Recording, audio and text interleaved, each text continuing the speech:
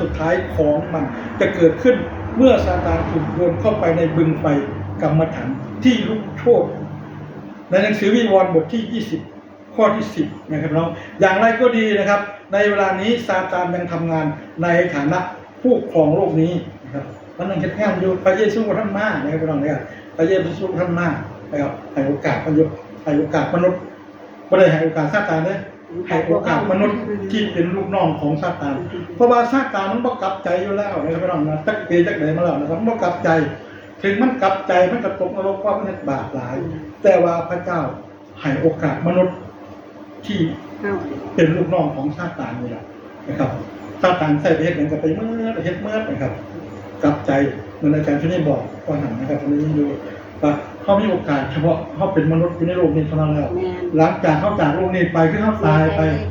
โอกาสเบิดแล้วครับผมไม่แค่นั้นนะครับกลับขึ้นมาไปแล้วเขาสู้การพิพากษาเขาสู้ร่างพิพากษา โมที่ไปก่อนน้องโอ้โหไปยี่ตู้แล้วก่อนจะให้พระเจ้าก็สนใจ ผมมีแล้ว